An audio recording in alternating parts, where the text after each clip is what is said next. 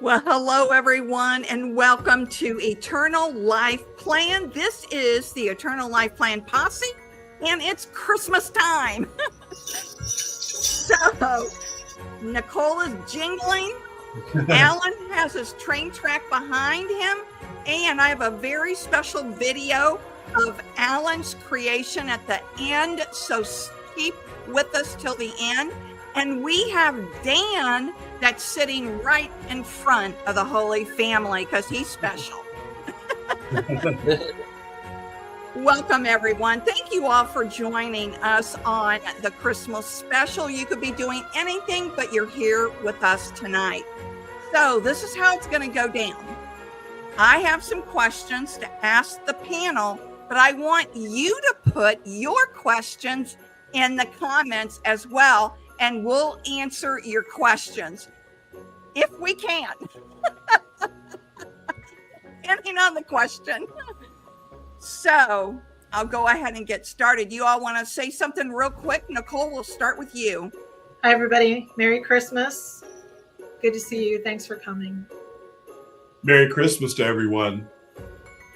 Merry Christmas. Happy to be back on with you guys. All righty. Here we go, you guys. Turning off the Christmas music. Kind of like Hollywood Squares, don't you think? The Brady Bunch. All right. Panel, here's your first question. What is your favorite Christmas movie? Nicole? Oh, I have a traditional answer and a very non-traditional answer. And people laugh when I say this. So Love Actually is my traditional answer. But my non-traditional is Goodfellas. Goodfellas. Hear me really? out. Hear me out. All of the pivotal scenes take place at Christmas time with Christmas music playing. So most of the pivotal scenes. I consider it a Christmas movie. Kind of like that whole Die Hard controversy. Yes, right? Exactly. Yes. Okay, Alan, how about you? My favorite Christmas movie of all time is The Bishop's Wife with Cary Grant and Loretta Young. And, you know, Loretta Young was a good Catholic lady. She was a daily mass attender. And she used to go to daily mass with Irene Dunn and Jane Wyman, Ronald Reagan's first wife. And Jane Wyman, by the way, was a lay Carmelite. I don't know if Loretta Young was. Wow. But that movie has such great moral content and just such a great story. It's captivating. Thanks, Alan. Dan, how about you? I'd have to say A Christmas Story, you know, with Ralphie and the Red Ryder being gun and all that, because it's just hard to beat that one. So that's probably my favorite. All right. So here's my favorite. It used to be whenever on Christmas Eve is when my family typically celebrated Christmas. And my son and I would watch Die Hard every single Christmas Eve. We would watch Die Hard. Well, when he moved out, had his own family and all of that, I switched. In 2020, I started watching Fat Man. And it's funny, when I say that, most people don't know about that movie, and it just shocks me. It's a Mel Gibson movie. And he is Santa Claus, but he's called the Fat Man in the movie. And it's an adult Christmas movie. But I absolutely love that movie. And I don't even know why, other than it's so unusual. And the story starts out, I'll just tell you real quick. I won't tell you everything. But the story starts out with this rich kid about 10 or 11 years old, who he plots against everybody. And when he got cold for Christmas, he started plotting against Santa. Oh. And it is hilarious. Dan, do you know this movie?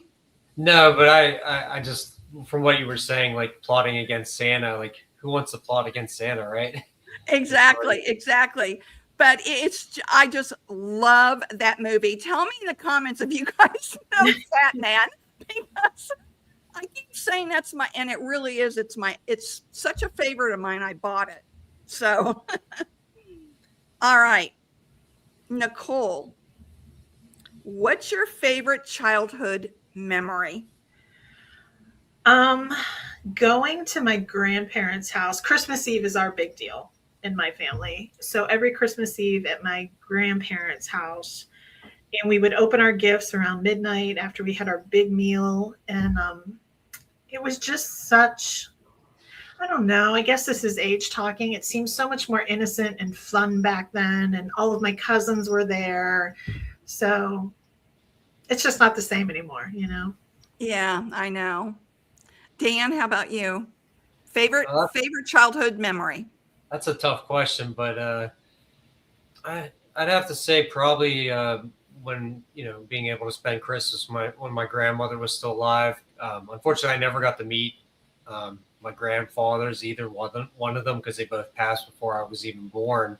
So spending Christmas with my grandma was pretty special for me. So I'd say that's probably the best childhood memory for me.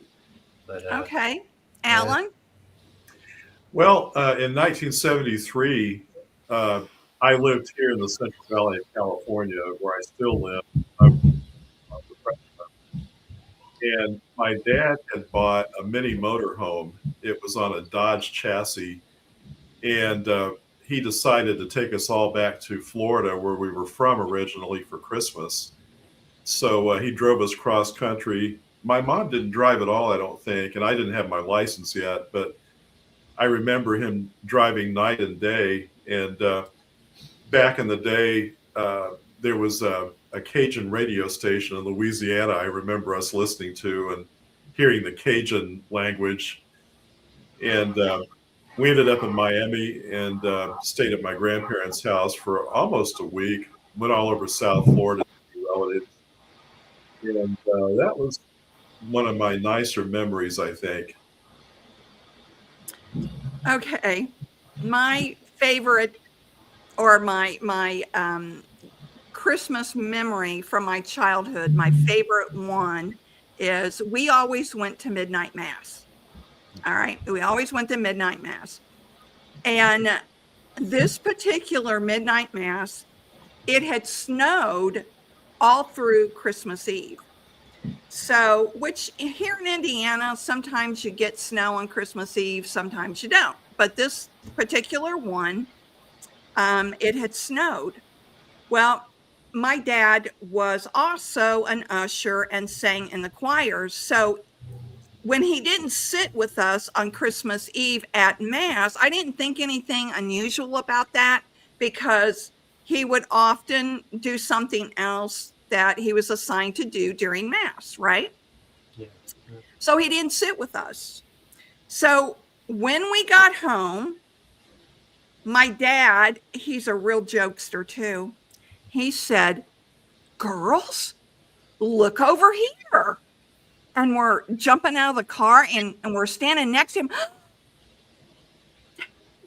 There's sleigh tracks. Do you see? He says, "Do you see the hoofs too from the reindeer?" Yes.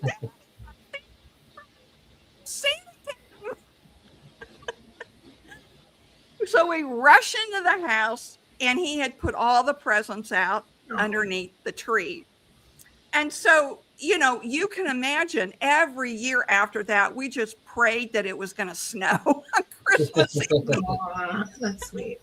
And it was years later that he confessed that he actually, once we got into Mass, he left, he went home, he dragged the sleigh that we had across the lawn, and he had some kind of pole that he made deer hoof marks with. God bless him. I mean, can you imagine going through all that trouble? And then he rushed back to Mass. So that's my favorite Christmas story when I was a kid. All righty. What's a favorite Christmas tradition you have with your family, Dan? I mean, every year, like we just did recently, I have two small children, and I go down in the basement. We get all the decorations and the tree and everything, and start decorating, and spend a day basically just doing that. And the kids have fun. They're playing with the ornaments and trying to help set up the tree and everything. So that's kind of become a new tradition in my house in the past couple of years, and it's always nice to see how they react because they're little still. So How old are your children, Dan? 3 and 7 years old. 3 and 7. Oh, it's so much fun when they're kids, right? Christmas is. Yeah, so it's been fun doing that with them. Alan, how about you? Do you have a favorite Christmas tradition that you do yourself? Well, I'm a single man. I live by myself, and Christmas usually takes on a life of its own because I'm a parish musician. So this year is no exception. It started out the other night that I'm scheduled to sing in the choir at 7 o'clock Christmas Eve Mass at my parish, and that was the only thing I was going to do. Well, it turned into now I'm going to be playing for all 3 masses at that parish this weekend, and I'm going to be playing for 8 o'clock Christmas morning. Oh, wow. So See, Alan, the Lord wants you there. He wants you there. Well, and I'm blessed because, my church family, that's my church family, it's wonderful. And, that's a good fit over there. It's just kind of funny. One event turned into 5 events, and I don't know for sure if we're over with it yet because there's another church I play for, and they've got an 11 o'clock Christmas Eve service, and I'm thinking, oh, are they going to call me too? Because Oh, wow. at the last minute, people can get colds and stuff. You never know. I mean, Yeah. you never know. You may be playing at what, 5 or 6 different masses? Yes, until next week. By the time wow. it's all over with, I know I'll have Friday off. Well, they're lucky to have you, Alan. Well, I'm blessed. I'm blessed that I'm blessed the Lord gives us these gifts, and He opens doors for us, and I'm just thankful for the people that I know and get to work with. Great. Now, for those that have just jumped on, we have a special video of that Alan made that we want to show you at the end. So stick with us to the end. All right, Nicole, what about you? Family tradition or a special tradition? Yeah. So Christmas Eve is our big deal, more than Christmas Day. We're Italian, so we don't do the 7 fishes thing. We don't do 7, but we do have a lot of seafood, which is our big thing. And my dear cousin Katie, God bless her, she is already going crazy because we have it at her house now that my aunt has passed. So she's taken over the traditions, she and her sister, with the cookies and the seafood, and they're going crazy right now getting everything ready. So it's a lot of fun. And it's just a packed house with a lot of good food and a lot of laughter. So our Christmas tradition is, I've been doing this with my son since he was little. And we would go to Habig Nurseries usually the first weekend in Christmas. We'd go to Habig, or the first weekend in December, we'd go to Habig Nurseries. Shout out to Habig. Rick has a wonderful nursery there. And we'd get a live tree, and Rick would, he still does it to this day. All these years later, he's seen my son grow up. He'd put it on the car. We would go to Starbucks and get a Starbucks coffee, one of their frou-frou coffees. And then we'd come back and we would put the tree up and in the house. And then you have to let it settle for 24 hours before we decorate it. So now we get to do that with my grandson. So that's our family tradition. I always get a live tree. So do you guys do a live tree or an artificial? Artificial. I've got an artificial tree next to me here that was made in the early 80s. Oh, wow. Ours is artificial too. Yeah. I guess I'm the only live one here, huh? I love that smell. All righty. Let's go on. And audience, you've got any questions you'd like for us to spill the beans on, then just put them in the comments and we'll get to your comments in a little bit. All right. What is your favorite Christmas carol? Alan? It's an English carol, Once in Royal David City. And I don't think I've heard of that. Can you sing it? Once in Royal David City stood a lowly cattle shed, where a mother laid her baby in a cradle for his bed.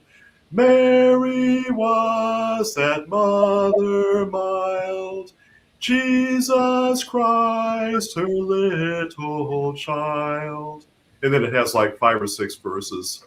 That's beautiful. I've never heard of that. Have you guys? No, never. No.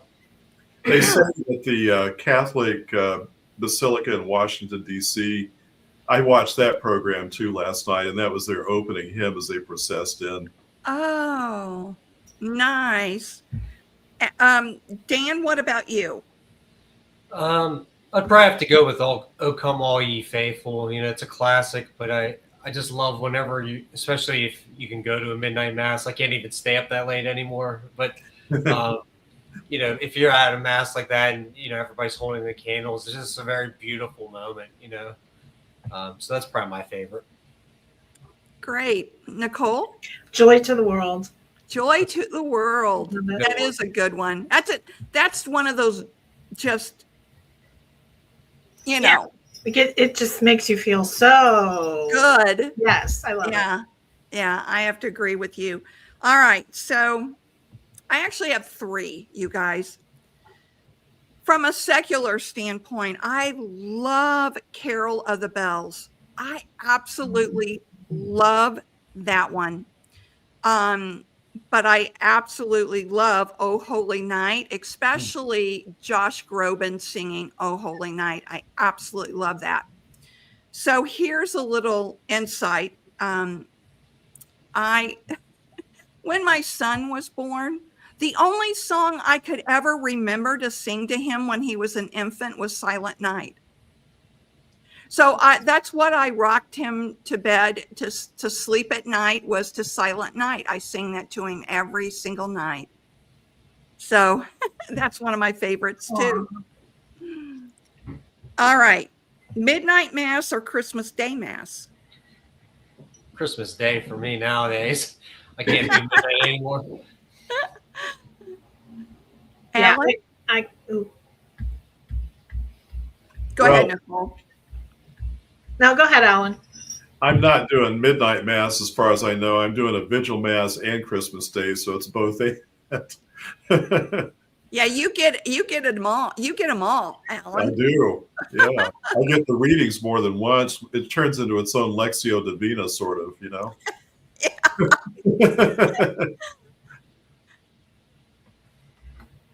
I can't stay away. I can't stay awake for midnight mass anymore. So, Christmas Day. You go Christmas Day? Yeah. Okay. I used to go midnight mass, but I go Christmas Day too now. Yeah. And it's just always nice to see it so full of people. I mean, just so full of people. Okay.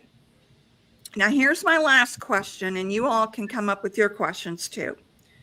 What is one, and here comes Honey Kitty jumping up on, is that Honey Kitty? Yeah, that's Honey Kitty. What's one Christmas food you absolutely have to have or doesn't feel like Christmas? Nicole. Ravioli. We do homemade ravioli every year. Oh, yum. Yeah, that's our thing. So do you guys do the whole fruitcake thing too? No, I can't say that I've ever tasted a fruitcake. Ever. Really? Ever. Well, don't put yourself through it. Oh my gosh. We were forced to eat those stupid fruitcakes as kids, and it was awful. No. Mm-mm. Alan, how about you? Well, I'm going to be the oddball here. I dearly love fruitcake. I dearly love it. And I've loved it since I was a kid. But, It's so bitter. well, it's full of sugar, though. So at this stage, I don't eat it anymore because my doctor would kill me. So I've got sugar-free chocolates in there, and I've got, keto this and keto that. So I don't even have any fruitcake this year. All right, Dan? Uh, that's a tough question, but I guess for me, what really makes it feel more like Christmas is having like gingerbread cookies and things like that around, just for the holidays. So my mom would always, when I was younger, she'd always bring us home like these gingerbread cookies from a local bakery. So that's kind of what I remember, and kind of made the season for me, if you want to say that. So. Do you make a gingerbread house with your kids, Dan?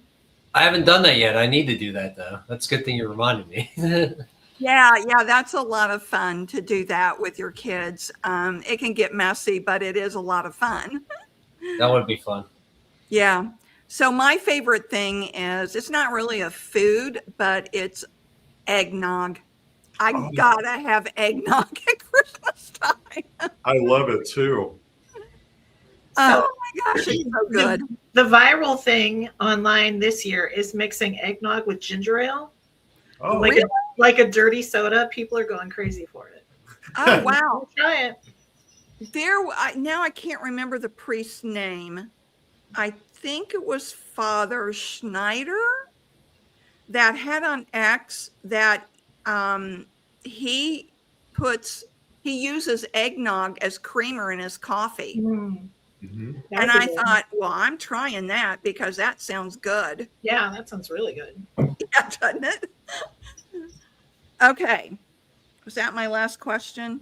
That's my last question. So, Nicole, do you have a question to ask the posse? Yes, favorite Christmas cookie. Oh, that's a good one.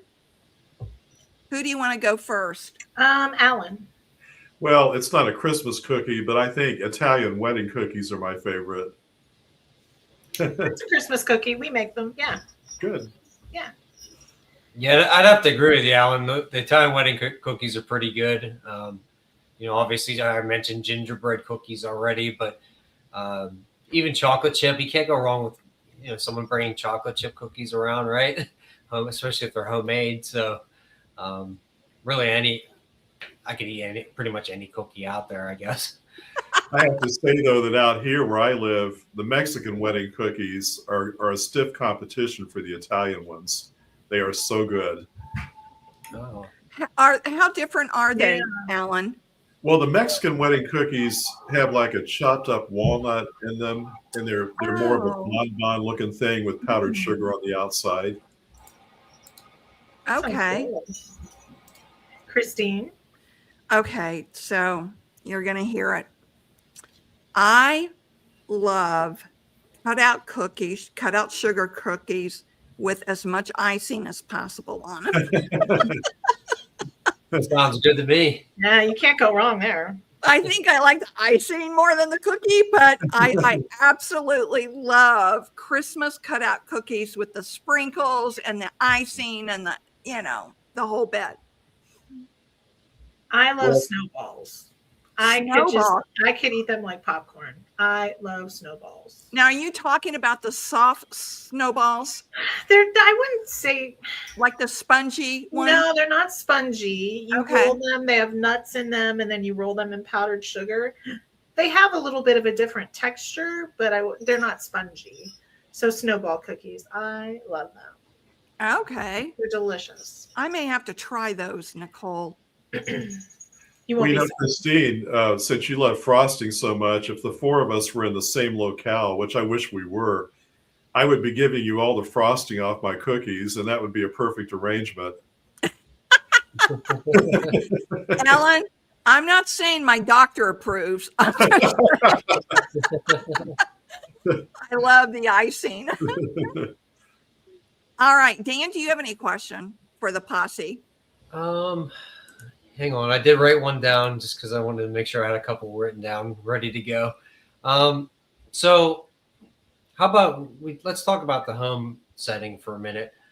So when it comes to decorating, would you guys say that you're like more minimalistic, or do you like kind of go all out, with the decorations, like outside, with the lights? I'm just curious, like how you like to decorate for Christmas. Who do you want to go first?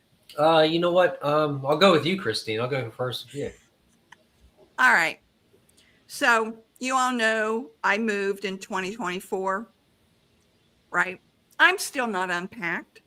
So the majority of my Christmas decorations are packed. Once they finally get unpacked inside, I go nuts, Dan.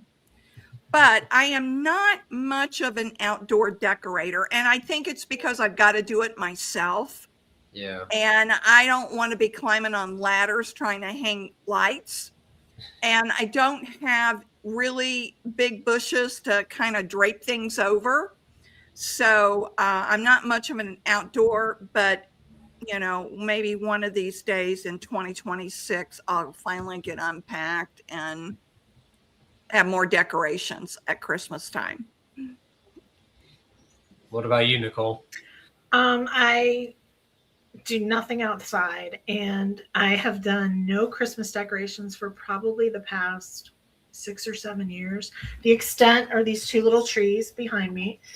And the reason why is once upon a time, I worked as a visual merchandiser for Macy's. Oh, So the Christmas is there decorating an entire store starting right after Halloween. I was done. I was just done. No you more. were a visual decorator? For what the Macy's here, yes. So Whoa. right after we would start right after like Halloween, and we would start doing the store, the entire store, 2 floors, and it would go all the way through till the new year. And the day after Christmas, it was a mad rush to get everything ripped down and put up everything for the new year.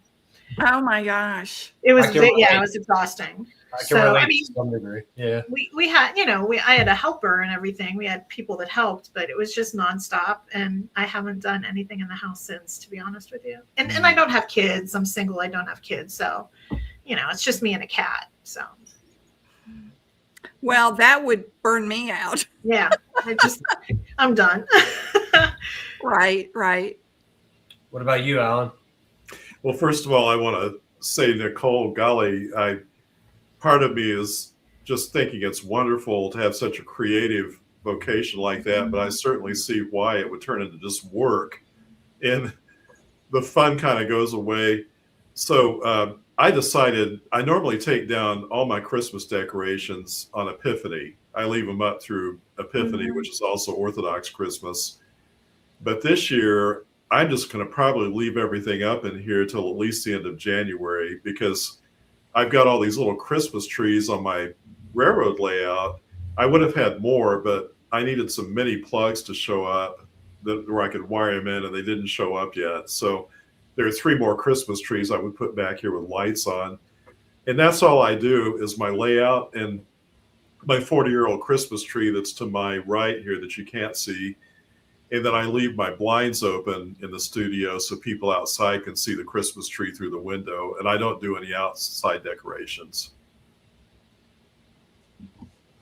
But you can see over my left shoulder, there's a Christmas tree way in the background there that's got lights flickering. Yeah, Yes, I see it. Yeah. That was a special at Michael's. It was marked 50% off. And I was able to wire that into my layout. It looks kind of cool. Nice. Dan, what about you? Yeah, so we don't go crazy. I mean, there's some lights outside on the porch, and wreath and things like that, and then obviously on the inside there's more going on because the kids they want to have fun too and decorate. So, but yeah, I'd say it's on the minimal side. I have some neighbors across from me that go crazy with all the holidays, like especially Halloween and Christmas. So there used to be a war between the two houses, but the one couple, they moved off, they moved to a different neighborhood, but every year they used to have a war to see who would outdo each other. So, it was Light up always the neighborhood, huh? right. Kind of like Clark Griswold in a way, right? Yeah. All right. Are those your questions, Dan? Do you have any more? Hang on. Sorry, I do have another one real quick. So, okay. So yeah, if you guys, if you were going to host the holiday dinner, what's the one dish that you would have to have on the table? That's a good one. All right, Dan, call us out. I'll start with Alan first. We'll let him go first. Well, I've been invited out to a couple of friends from my Tuesday night prayer group for Christmas Day. And this dish is always a hit. It's a macaroni and cheese recipe from Atlanta, Georgia. And it was, I think it was put together by the wife of a former governor named Busby in Georgia. And basically, it's a cheddar cheese ball that you mix pasta with and bake it. Basically, that's what it is. Oh my! And it's bad, man. It's bad. Wow. It's just there's nothing dietetic about it. I don't care if you use whole wheat pasta; it's still bad. That sounds amazing, though. Oh my! It's so good. How about you, Nicole? Calamari Mm. with the tentacles. I love the tentacles. So, I've never ate the tentacles. love them. Those. Oh gosh, it's my favorite. Wow. We'll be having calamari Christmas Eve, so that is my absolute favorite. What about you, Christine? Well, the one thing I always do every year is my famous pot roast. Oh, So even on Thanksgiving, I do not do turkey. I don't do the ham. I don't do any of that because my son and I hate it. And I usually do filet mignons on Thanksgiving. And then on Christmas, I do a pot roast. That's my favorite. That's his favorite. So, but his wife's a vegan, so I always have to make her a little something different. well, I'm vegetarian, so I'm kind of in between her and you. Sounds like. Yeah, yeah. All right. Alan, do you have any questions? Yeah, I've noticed the Christmas markets seem to be a thing. They seem to be taking off, even in my little town here. And I couldn't go because I was playing for masses, and it was just 2 days. But Christine has a big one in Carmel, where she lives. It's a Christkindlmarkt, and it's a German concept. They've been doing them over there for years and years and years. So I'm going to start by answering my own question. My question is there anything particularly ethnic that you like about Christmas? And part of my lineage is from the Netherlands, and they have Christmas spread over the entire month of December, starting with Sinterklaas on December the 5th. That's when Santa Claus shows up. He always has a bishop's mitre on his head, and he has these little elves running around. They call him Zwarte Piet, and they pass out the gifts. And then Kerst is actually on December the 25th, and that's the religious observance.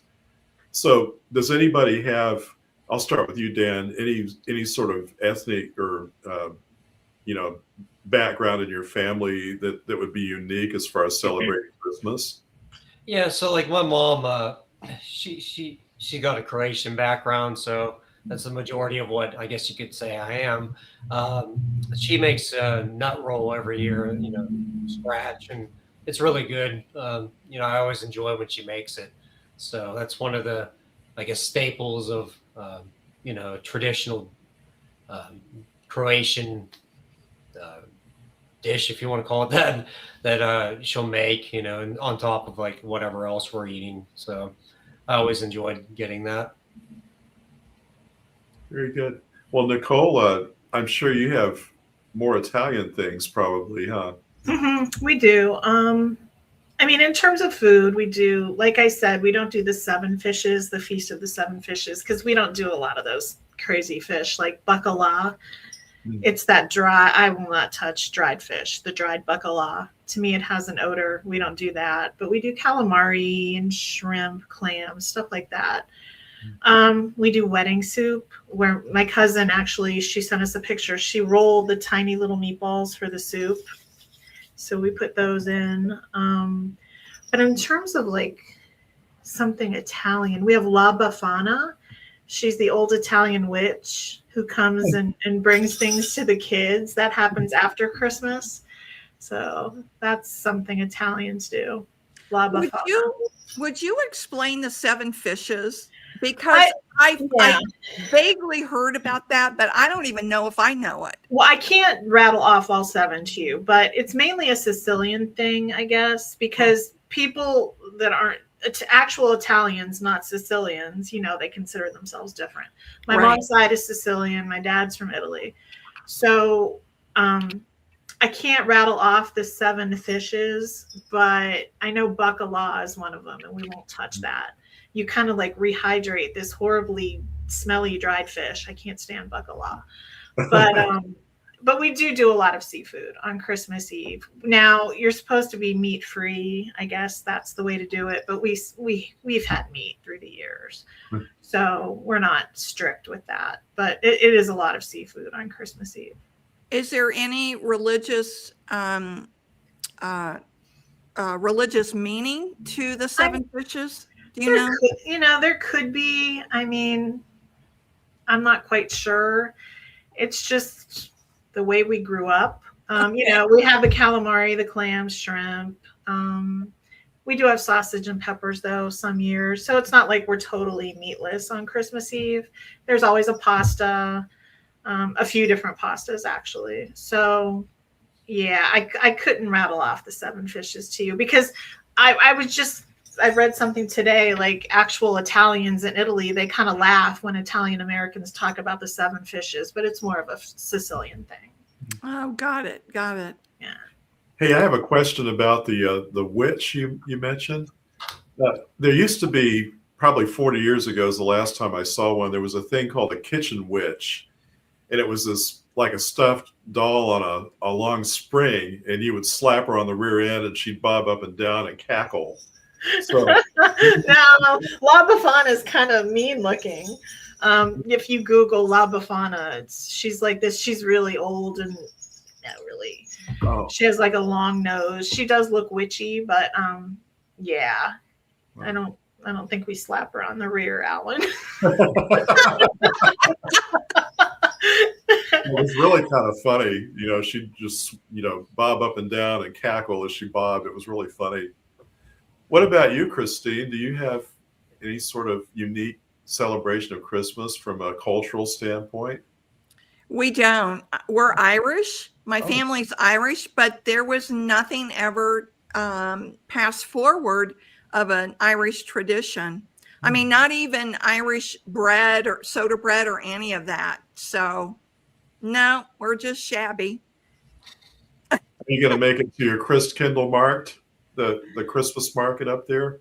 I doubt it because the parking is so bad that you have to park like blocks away and then walk to it.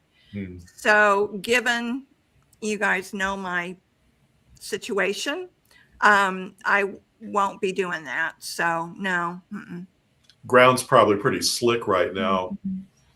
Well, actually, we had really nice weather today. It got up to 53. Yeah. Surprising. All the snow's gone. Is all the snow gone where you're at, Nicole? Yeah, and it's going to be like almost 60 on Christmas Day, which I love. I can do without a white Christmas. I'm good with it. Yeah, I'm good with it. Dan, what about you in Pennsylvania? Yeah, the snow, I mean, most of it melted by now, but it's been cold. Like today, it was like mid 30s or whatever, which isn't too terrible, but yeah, it's going to be nice to have a warmer day for Christmas here too, Nicole. It's going to be a little bit warmer over here too, so I'm not complaining about that. But I'll take El Nino any year over La Nina, for winters. So And Alan, I know you're freezing to death there in California. Well, it got up in the 60s today, but we're anticipating an atmospheric river to come in here by Christmas Eve. It's supposed to give us record rainfall, so I might have to get around here in a rowboat. We'll see what happens. All right. Any more questions? Any more questions? Oh, I have one more. Okay. So we talked about like Christmas hymns, but a contemporary, your favorite contemporary Christmas song. I'd probably have to say I like Feliz Navidad. It just always was a nice one to hear, growing up as a kid. It's more of a secular kind of hymn, but I like that one. Alan?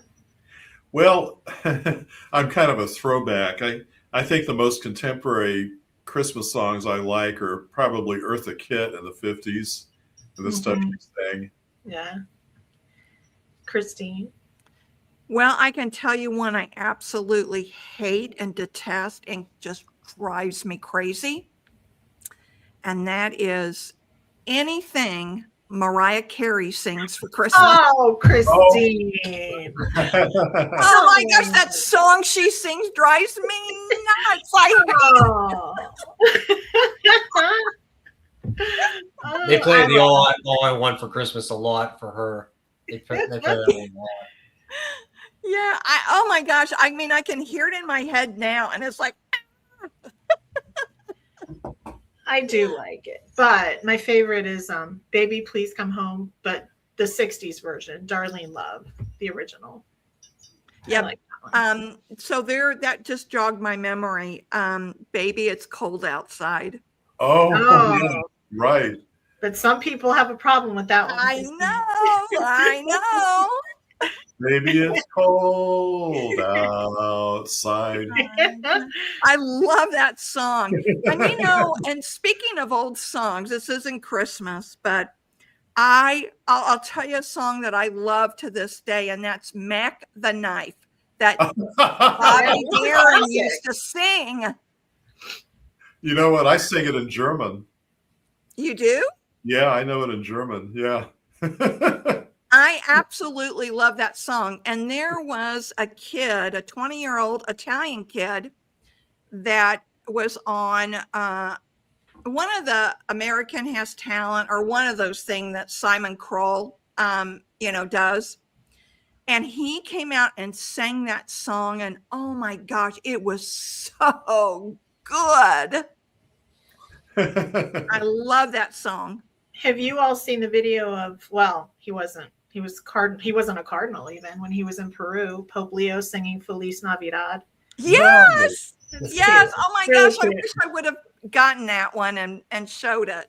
Very cute. Yeah. Yeah.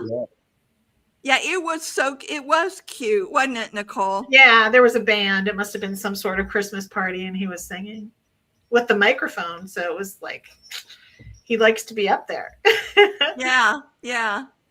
When Dan said Feliz Navidad, of course, Jose Feliciano, I used to love him when I was young. He was popular in the 70s and 80s.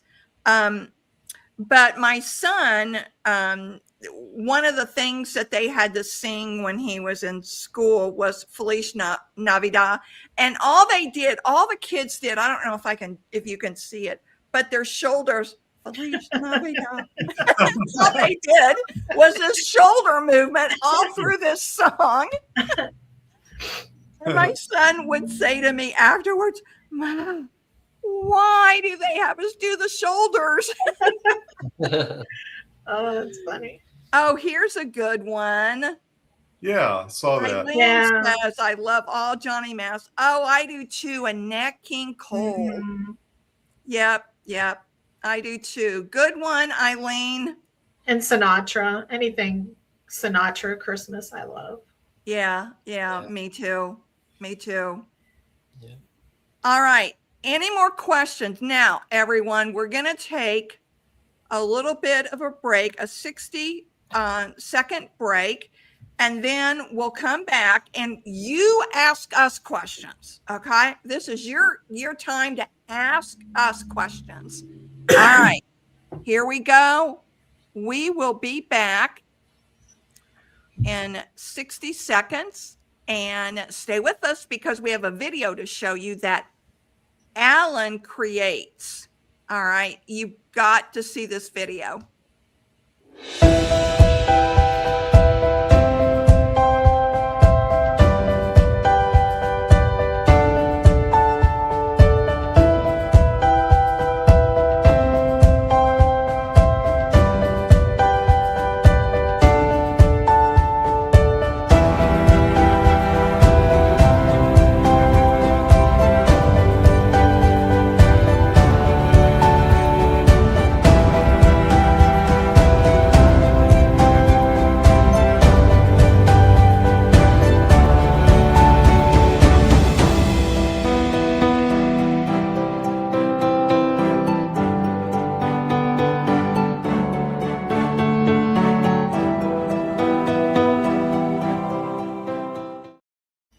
All right, thank you for staying with us.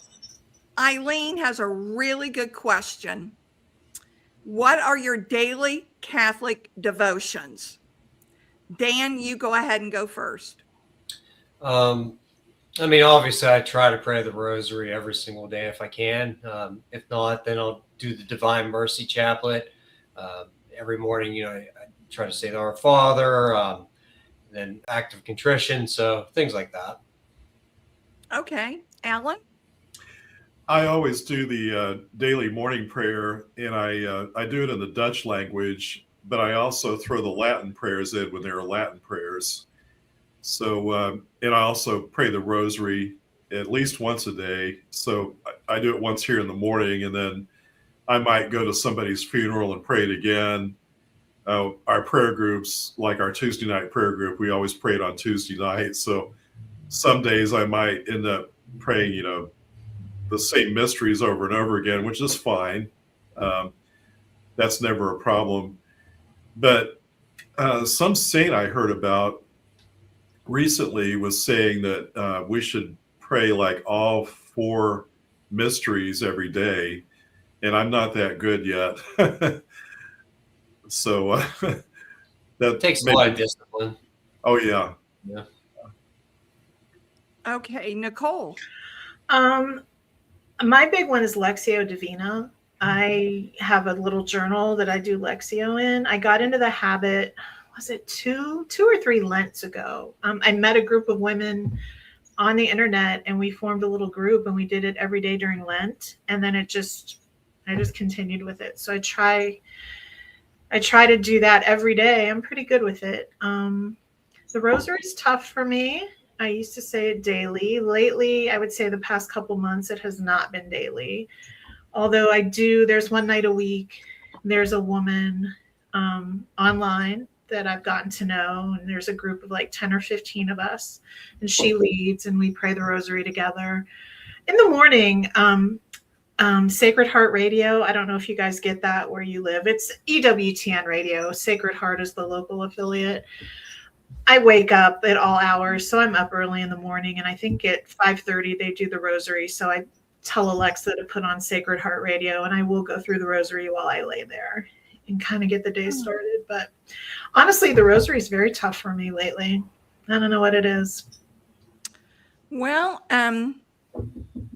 maybe what you could do, Nicole, is just say part of the rosary. Mm-hmm. Just break it up. Yeah. Oh, and then the other thing that I've started doing, I would say for the past couple months, I have an alarm set on my phone. So at 1:00, it goes off, and I say the St. Michael prayer for Pope Leo, and I say a prayer for the canonization of Blessed Miguel Pro. So I do that every day at 1:00. Nice, nice. So I have a devotion to the Holy Souls of Purgatory. So I say the St. Gertrude prayer every day, and then I list off when it gets to the part of the souls in purgatory, I stop, and then I list off all the people that I pray for that have passed away. Now, obviously, family members, friends, things like that, but people over the years have sent me the names of their loved ones for me to pray for them as well. So I sit there and I just say out loud everybody's name and go through the list of the holy souls that I pray for every day.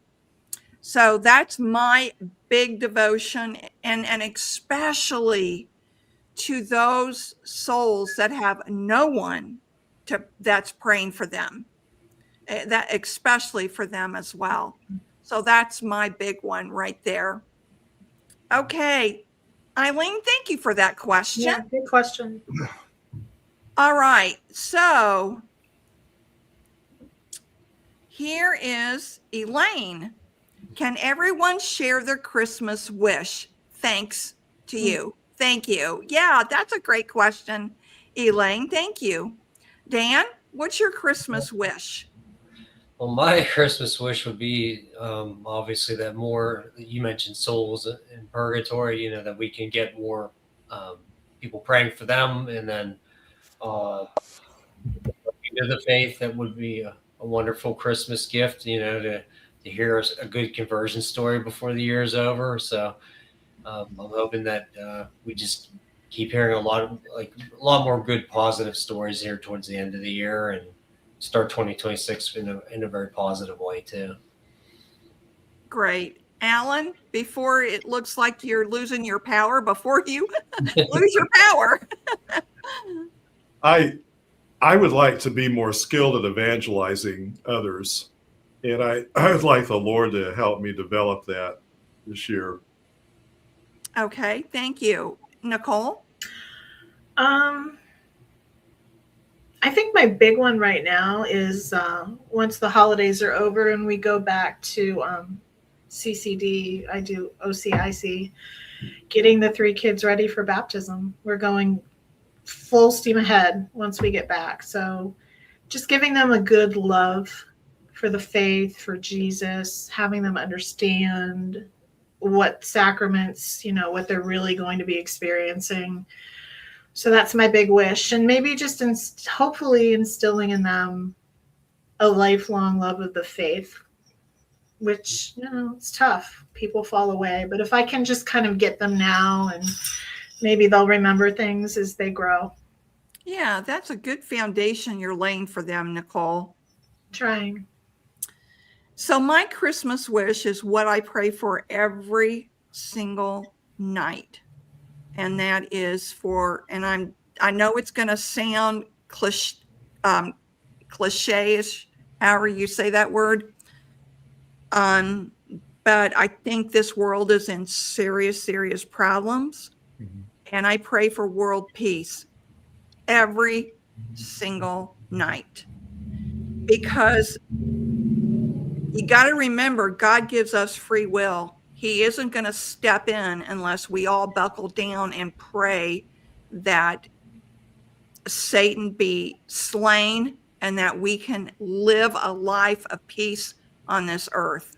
So that's what I pray for. That's my Christmas wish. That's my everyday wish. All right. That was a good question, yep. Elaine. Thank you so much. Thanks. And do we have any more questions? All right. As you think of more questions, I'm going to play Dan's video that he made for us. Okay. Or not Dan, Alan. I'm sorry.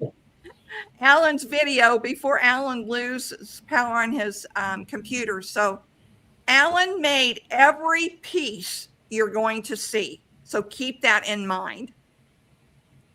Friends, I wanted to take you on a little tour of Shady Grove and just show you some of the buildings. So the engine shed on the left is something I built from scratch, just out of my head, no plan.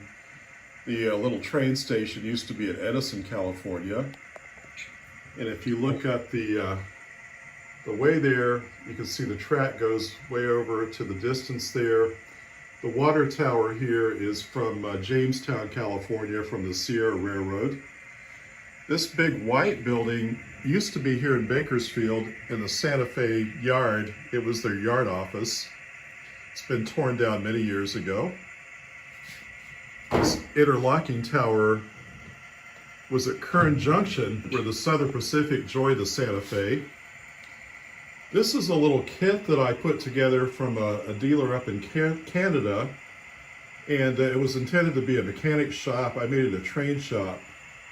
So you can see all the folks are looking at a model railroad layout inside the garage area there. And then a fellow's going into shop, and there's a Christmas tree in the window. This building here is out at a ghost town, Calico, California. And then we go around the corner here. Here's the Shady Grove Texaco station. This was a kit that I put together from Bar Mills Kits. This is a little fruit stand that I modeled after a gas station that used to be here in Bakersfield. Okay. Now we're going to go to Aunt Mary's. And Aunt Mary has this little Victorian house that you can see with some picnic tables outside. She's got a boat dock, she's got banana trees, she's got cabbages growing in the flower bed, and she's got a boat dock with gasoline available on the pond here. And we're going to go ahead and go past the John's Place, the shed there, a little diner that I put together. It's out of Shafter, California.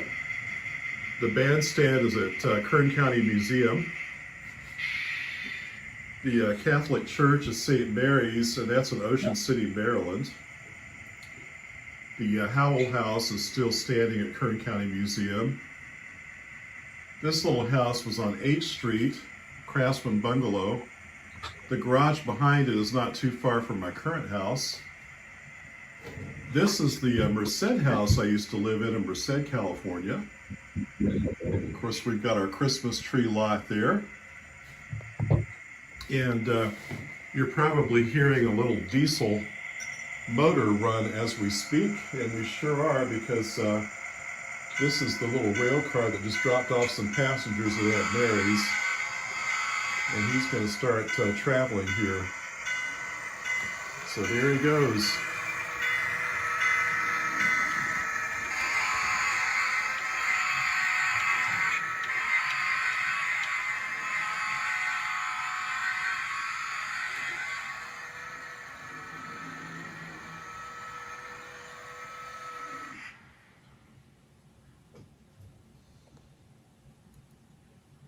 Alan, that was incredible.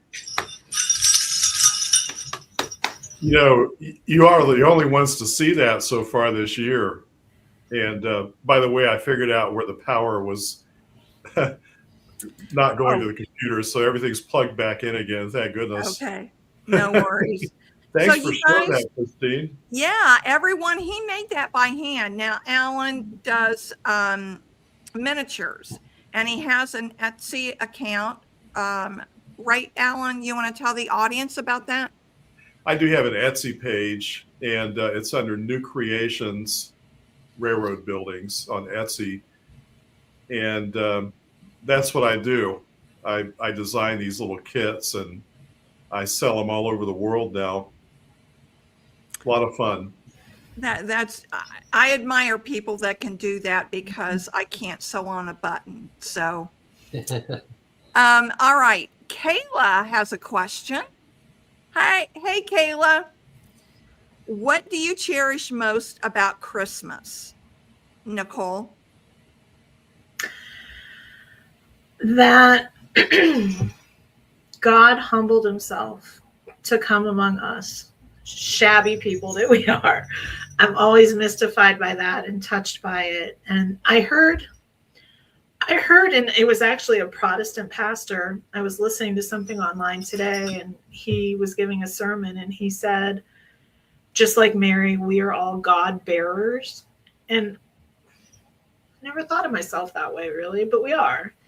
And yeah, that's what I like about it. Alan, how about you?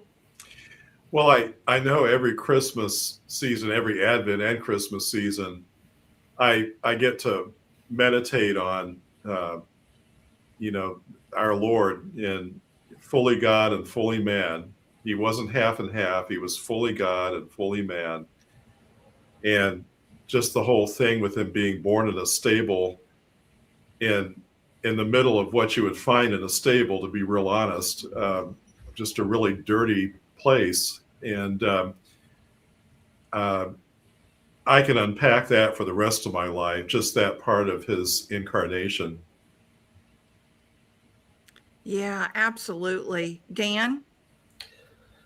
Well, you and I, Christine, we've had closer run-ins with almost dying. So, every year now for me, I appreciate and cherish Christmas even more. Just because I'm still here to experience the human experience of Christmas, and it gives me a lot of time to reflect back on our Lord. What He went through ultimately in His life, and what He did for us. So I think what's so beautiful about Christmas is, like I was kind of saying in our prayer earlier, that Christ really is that light in this sort of dark season of winter, where it's the darkest time of year, and He really brings that light and reminds us of that.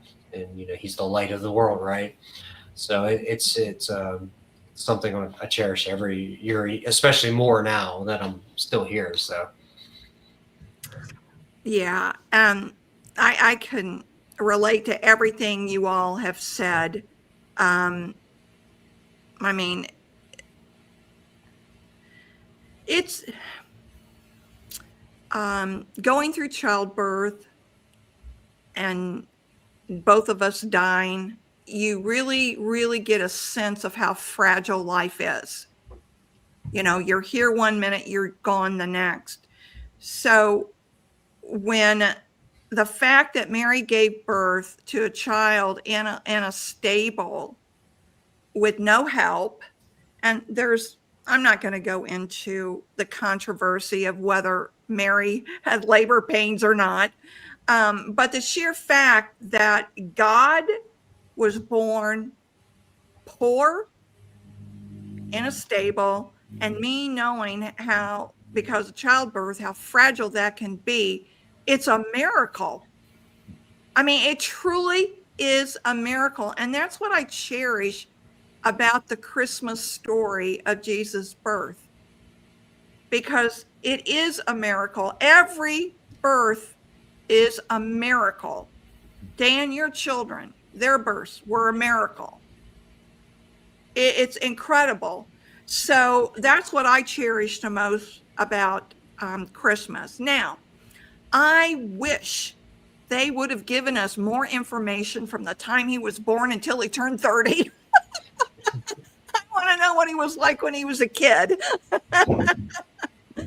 we get a little bit of a preview, right, when he got lost in the temple. Well, right. Yeah.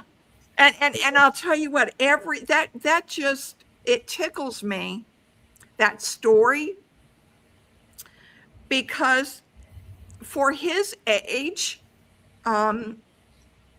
he was very direct and knew what he wanted.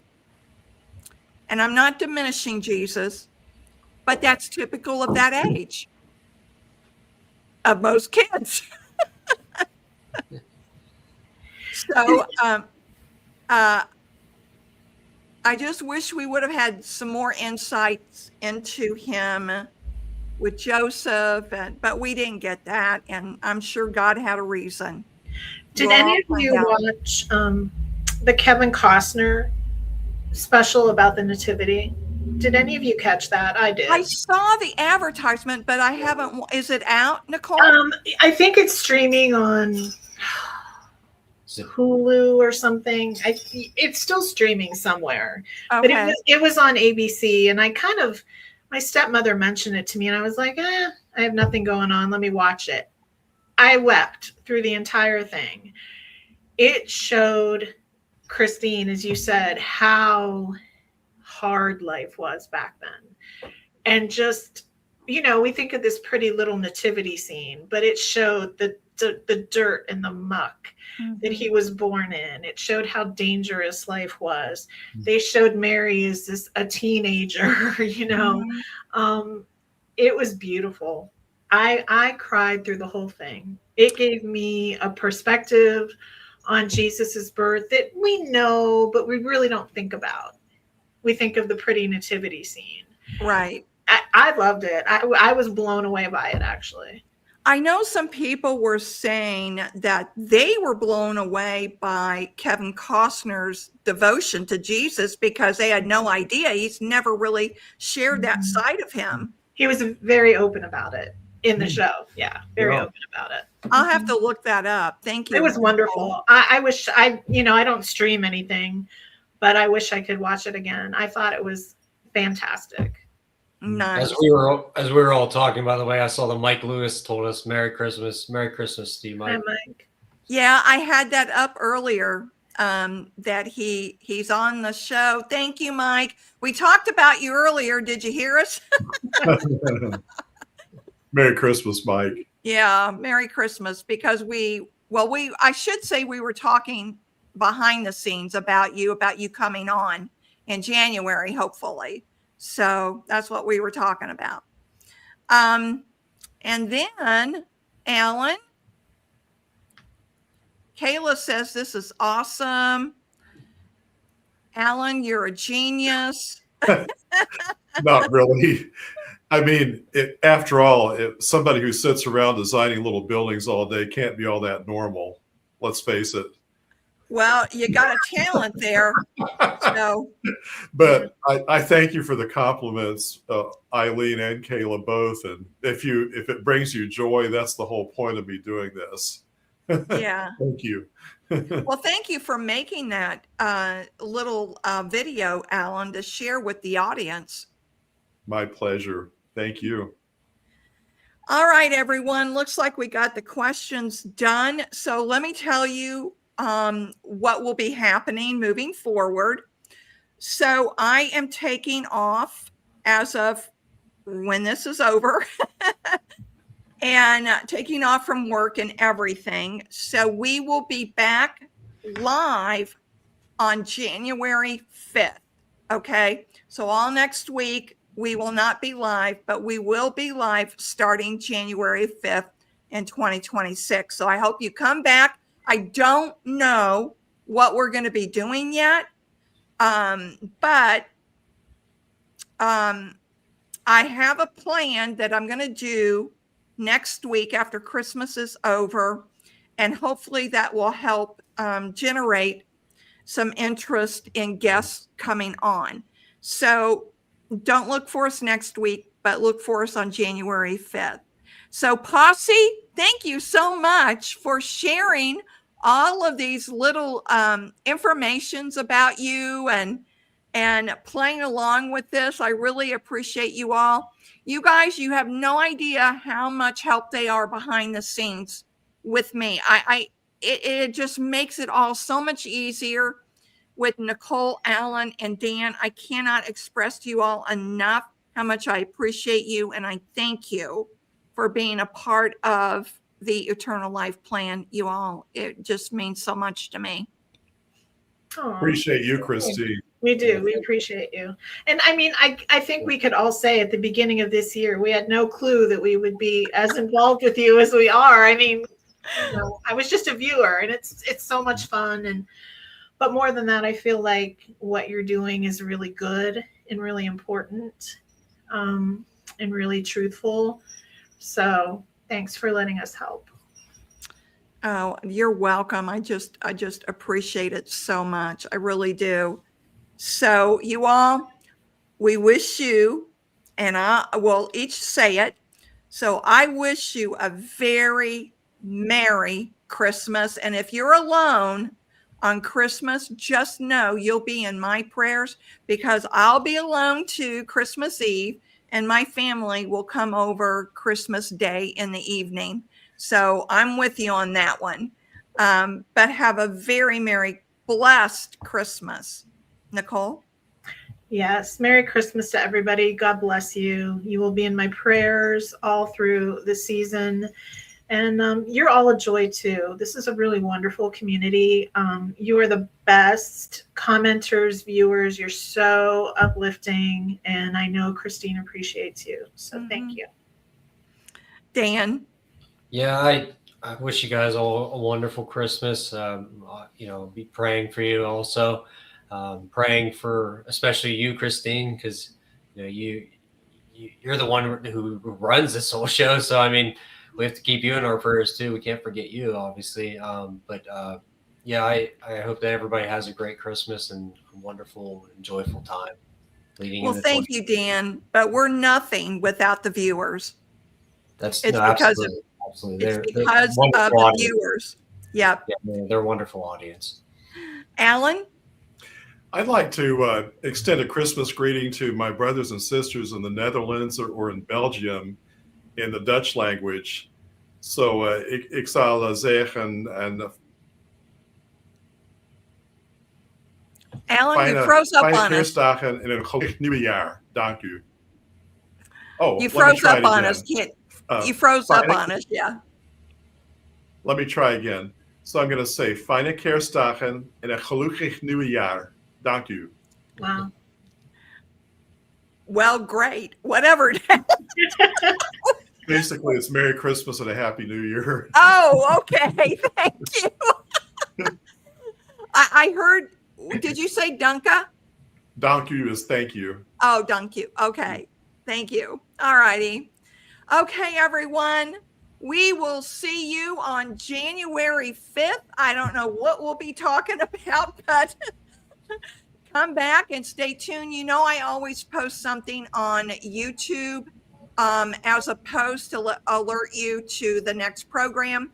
So watch for it there and have a very Merry Christmas. We would be nobody, nothing, just a little YouTuber channel without you. So we appreciate you greatly. And remember, eternal life is forever. Got a plan? And our plan is little baby Jesus. Thank you all, and God bless you.